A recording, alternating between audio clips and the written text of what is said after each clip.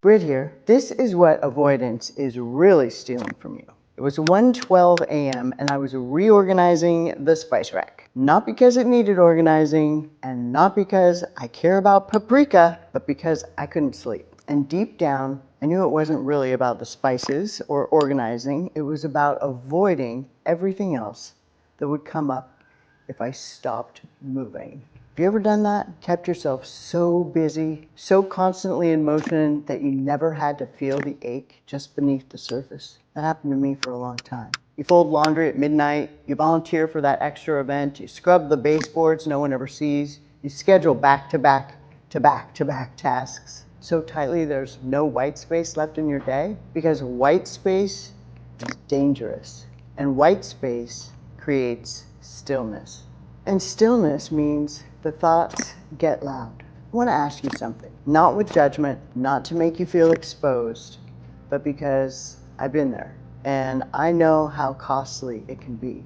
I mean, time is our most precious resource next to love, right? So what is all this busyness really costing you? I can tell you what it cost me. Not just time, not just energy, but your joy, your clarity, your connection with the people that you love, and even your relationship with God. You see, there's a truth that no one's telling you. Avoidance doesn't always look like numbing out with Netflix or disappearing for days. Sometimes it looks like doing everything just right. It looks like showing up at church with a smile, like leading the Bible study, like organizing the pantry or checking the to-do list or packing the perfect school lunch for the kids. While inside, you haven't let yourself breathe for months. And the scariest part, you're so good at it, no one even notices. Not even you sometimes.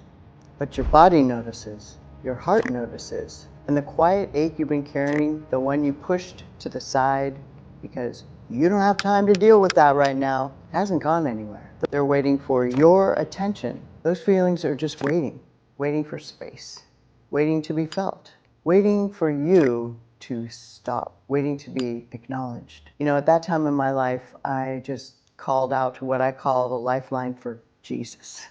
The lifeline for God. Jeremiah 33:3. Call unto the Lord and he will answer. You see, I had got myself so wound up, so busy, so doing everything perfect, just not to feel. But those feelings, they're just waiting there. They're waiting on a fence and they'll show up, and you don't want to unless you invite them in yourself. So today we're talking about this so you can pray about if you have feelings that need to be acknowledged. And if so, you might stop this video and ask God to show you what you need to see and what you need to feel, so it doesn't continue to run your life underground. The longer we keep avoiding, the more it steals from us. And that's why I made this video, because I know what it's like to be the strong one, the helper, the one who keeps it all together. But what happens when together becomes a prison? What happens when your coping mechanism becomes your cage? I know for me, there was a time that, oh my gosh, I just wanted someone else to keep it together for me, because I exhausted myself doing that for others. So if you've been living in motion, cleaning, planning, helping, doing, scheduling, but you haven't felt peace in a long time, if you're tired but you can't rest, if you're busy but you feel hollow, then this conversation's for you. And we're going to look at what avoidance really is and what it's really costing you. Why do we do it? Well, how it shows up in everyday ways you might not even recognize, and most importantly, how to finally stop running without falling apart. Because peace isn't found in performance, it's found in presence.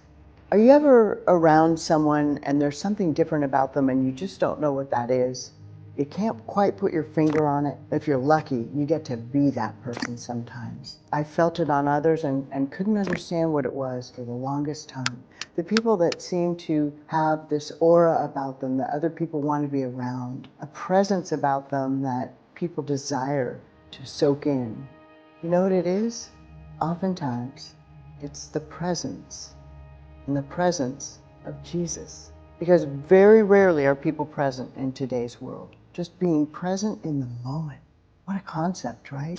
And there's something you can feel about somebody that embodies themselves so deeply and so well. There's a solidness to them. that feels safe, right? Well, you deserve to come home to yourself and have that kind of presence. For the longest time, I didn't know I was avoiding anything. I just thought I was on top of everything, right? I was the organized one, the productive one, the woman who got things done and made people feel seen and held everything together for others.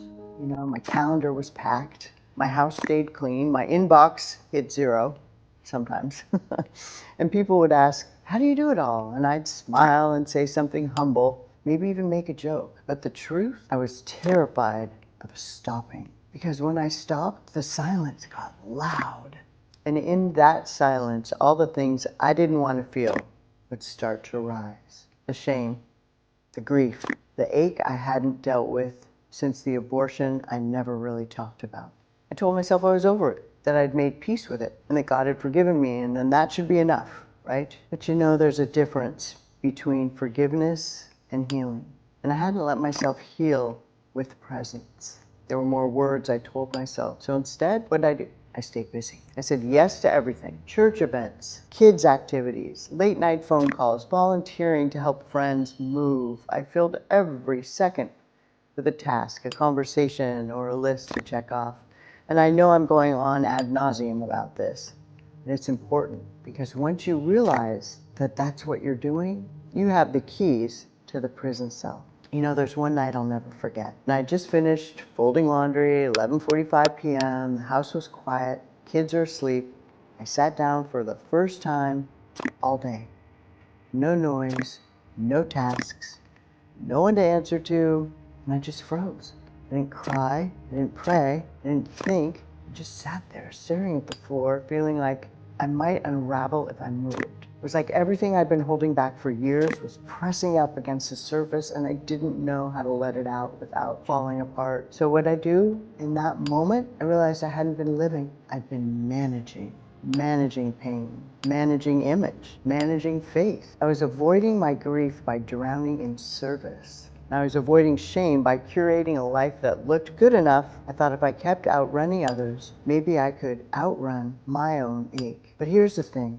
What we bury doesn't stay buried. It just leaks into our relationships, into our interactions, into our own reactions to others. I found myself snapping at the kids for minor things. I found myself withdrawing emotionally from my husband. I found myself feeling distant from God, even though I was doing all the right things. Avoidance doesn't make pain disappear. It just delays it.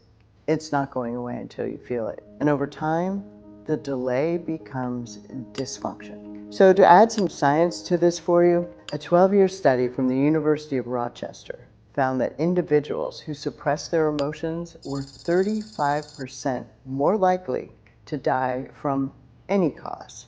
And to add to that, so the same study also showed that those who suppress their emotions had a 70% increased rate of cancer and a 47% increased rate of cardiovascular disease. That is significant. So thanks so much for joining me today. I'd love for you to join our community of awesome, amazing women and subscribe to my channel. And if you comment below, I'll do my very best to answer. And if no one told you today, remember, you are beloved.